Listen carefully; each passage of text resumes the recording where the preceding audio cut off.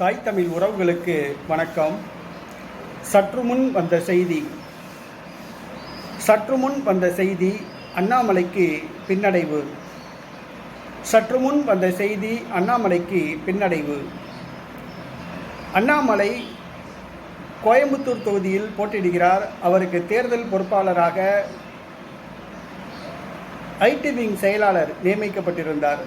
ஆனால் IT wing செயலாளர் திடீரென அவர் அதிமுகவில் போய் சேர்ந்து விட்டார்.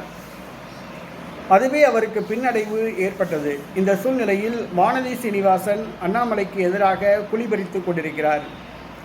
மேலும் கோயம்புத்தூரில் உள்ள மாவட்ட பாரதிய ஜனதா கட்சி பொறுப்பாளர்களை அண்ணாமலை மதிக்கவில்லை.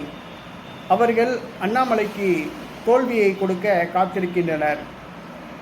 இந்த சூழ்நிலையில் பூத் ஏஜென்ட் போடுவதற்கு கூட ஆள் இல்லை என்று அதிமுக தரப்பில் கூறப்பட்டது. கோயம்புத்தூர் தொகுதியில் போட்டியிடுகிற அண்ணாமலைக்கு பூத் ஏஜென்ட் போடுவதற்காக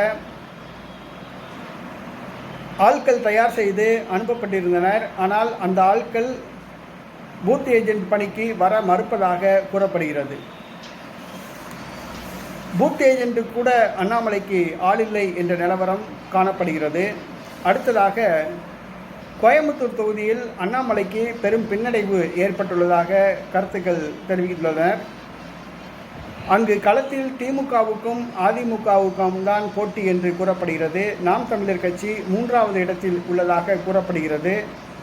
அண்ணாமலைக்கு ஒரு 80,000 வாக்குகள் கிடைப்பதே கஷ்டம் என்று கூறுகின்றனர். கோயம்புத்தூர் தொகுதியில் போட்டியிடுகிற அண்ணாமலை டெபாசிட் கிடைக்காது என்று கூறுகின்றனர். இது பாரதிய ஜனதா கட்சிக்கு மிகப்பெரிய ஒரு அதிர்ச்சியாக அமைந்துள்ளது.